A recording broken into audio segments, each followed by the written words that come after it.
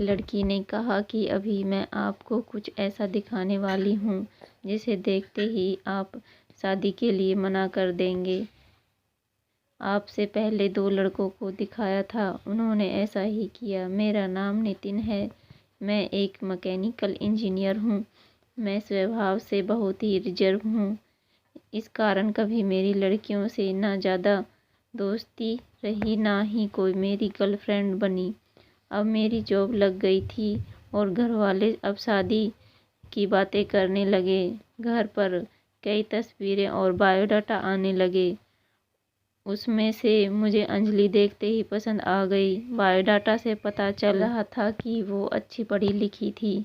मैंने अपने घर वालों से कहा कि मुझे लड़की पसंद है। हम लोग अंजलि के घर उसे और उसके परिवार को देखने गए। फिर जब अंजलि चाय लेकर आई तो वो मुझे उसकी तस्वीर से भी ज़्यादा सुंदर लगी। खुले बाल और हल्के नीले रंग की साड़ी में वो बहुत ही सुंदर लग रही थी। फिर घर वालों ने हमें एक कमरे में बातें करने भेजा। कमरे में वो चुप थी, उसके चेहरे पर इतनी खुशी नहीं थी। मेरा दिल धड़क रहा था, मुझे लगा कि उसे मैं पसंद नहीं हूँ। फिर मैंने ही बात शुरू करते हुए कहा कि आप क्या करती हैं? उसने मेरी तरफ घूर कर देखा और कहा कि आपने बायोडाटा देखा नहीं तो मंगाया क्यों था? उसकी बात सुनकर मुझे लगा कि वो मुझ में कोई इंटरेस्ट नहीं दिखा रही है। फिर मैंने उसे डायरेक्टली पूछ लिया कि आपको मैं पसंद नहीं हूँ। वो बोली, मेरे पसंद की बात नहीं है, आप खुद मुझे नापसंद कर देंगे, मुझे पता है। उसने कहा, अभी मैं आपको ऐसा कुछ दिखाने वाली हूँ कि आप वो देखते ही आप शादी के लिए मना कर देंगे। आपसे पहले 2 को दिखाया, उन्होंने भी देखते ही मना कर दिया। यह कहकर उसने अपने खुले बाल जो पीछे थे उनको आगे किया। इतने में ही कमरे से बाहर से आवाज़ आ गई और उसकी माँ कमरे में आ गई। शायद उन्हें भी पता था कि वो हर लड़के के साथ ऐसे ही बातें करती है और कुछ बताती है। उसकी मम्मी ने कहा, चलिए बाहर, सब आपका इंतज़ार कर रहे हैं। अंजलि ने अपनी माँ की तरफ देखा। मैं बाहर आ गया और बाहर मेरी माँ और पिताजी, जिन्हें भी मेरी शादी की जल्दी थी, वो भी मेरे मुंह से बस हाँ सुनना ही चाहते थे। मेरे आते ही मेरी माँ मुझे बाहर ले गई और पूछा कि क्या तुझे लड़की पसंद है? मैं मना नहीं कर पाया, लेकिन एक बात मुझे खटक रही थी कि आखिर वो क्या बताने वाली थी। उसकी मम्मी जिस तरह से जल्दी से कमरे में आई, मुझे बाहर ले गई, लगा ऐसा जैसे वो हमारी बातें ही सुन रही थी। मैंने शादी के लिए हाँ कर दी। मेरे घर वालों ने उन्हें हाँ में जवाब दे दिया, लेकिन अब मैं एक दुविधा में था कि मैं क्या करूं। मैंने उससे बात करना चाहा, मैंने उससे नंबर नहीं मांगा था। मैंने अपनी मम्मी को कहा कि आप बात करें और उसका नंबर ले लें। मम्मी ने अंजलि की मम्मी से फ़ोन पर बात की और अंजलि का नंबर मांगा, लेकिन उन्होंने यह कहकर मना कर दिया कि अंजलि का फ़ोन अभी ख़राब है। मम्मी यह भी कह रही थी कि वो लोग शादी के लिए जल्दी कर रहे हैं। इन सब बातों से मेरे मन में कुछ अजीब सवाल आने लगे। एक शाम जब मैं ऑफिस में था, तब मुझे एक अननोन नंबर से कॉल आता है। फ़ोन रिसीव किया तो अंजलि थी।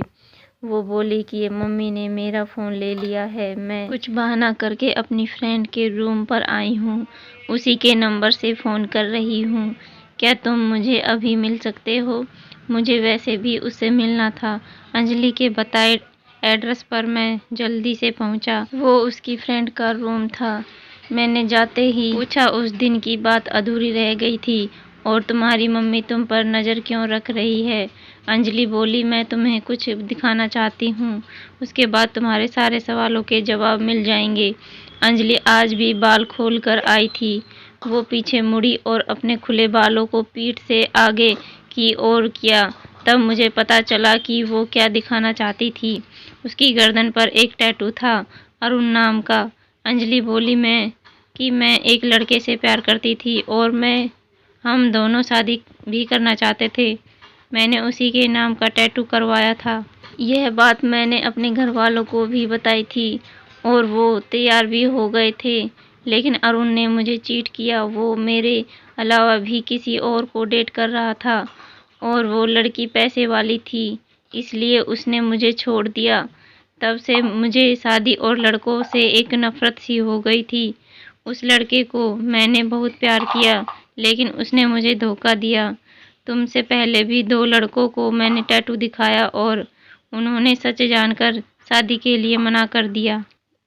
मम्मी इसलिए मुझ पर नज़र रख रही है कि मैं तुम्हें भी कहीं सच ना बता दूं, लेकिन मैं लड़कों की तरह नहीं हूँ। मैं नई जिंदगी की शुरुआत सच के साथ करना चाहती हूँ। मैं सुनकर सोच में पड़ गया कि जिसको प्यार मिलता है उसे प्यार की कद्र नहीं होती। आखिर इतनी प्यार करने वाली लड़की को कैसे कोई धोखा दे सकता है। मैंने कहा कि मुझे तुम्हारे पास्ट से कोई मतलब नहीं है, लेकिन मैं चाहता हूँ कि मुझे भी तुम उतना ही प्यार करो जितना उस लड़के को करती थी। अंजलि को यह उम्मीद नहीं थी। उसे लगा था कि मैं भी उससे शादी के लिए मना कर दूंगा। मेरी बात सुनकर उसके इतने दिनों के दबाए आंसू बहने लगे। मेरी शादी अंजलि से हो गई और मैं अपने आप को बहुत खुशकिस्मत मानता हूँ कि मुझे अंजलि जैसी सच्ची और प्यार करने वाली लाइफ पार्टनर मिली। आपको यह कहानी कैसी लगी कमेंट कर हमें ज़रूर बताएं। कहानी अच्छी लगी तो चैनल को लाइक और सब्सक्राइब ज़रूर करें। Thanks for watching video.